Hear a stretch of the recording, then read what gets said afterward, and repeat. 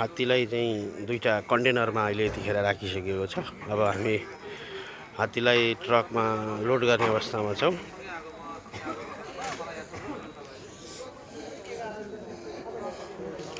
अनि हात्तीको यो फ्रेम कति दिन लाएर बन्यो हो?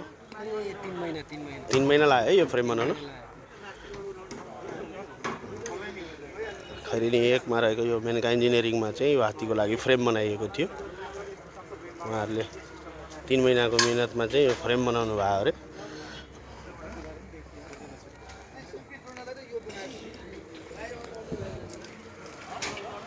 हात्ती मजाले बस्या भित्र।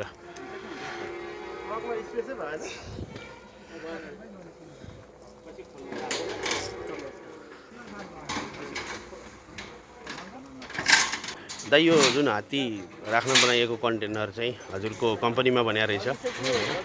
खैरेनी 1 मा अवस्थित मेनका इन्जिनियरिङमा यो हात्ती राख्ने कन्टेनर अहिले लोड गरिँदैछ यतिखेर। यो बनाउने सञ्चालक मेनका इन्जिनियरिङका सञ्चालक हुनुहुन्छ, उहाँसँग केही कुरा गरौँ। दाइ यो बन्नलाई चाहिँ कति समय लाग्यो? के कस्तो प्रक्रिया के हो? लाग्यो होला 1.5 महिना 2 महिना त लाग्यो नि। यो चाहिँ आज भैरवा पठाइदिएछ होइन?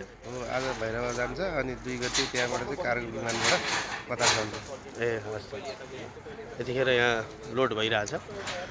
यो रुद्रकली र खगेन्द्र प्रसाद कि खगेन्द्र यही होइन? त्यही यो चाहिँ खगेन्द्र प्रसादको घर भयो उताबाट। यो खगेन्द्र प्रसादको घर चाहिँ यो हो रुद्रकलीको त्यो टेम्पोररी घर।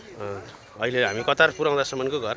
कतार पुर्याउँदासम्म भनेपछि हात्ती सँगसँगै यो हजुरले बनाएको उत्पादन पनि कतार पुग्ने भयो। गजबले।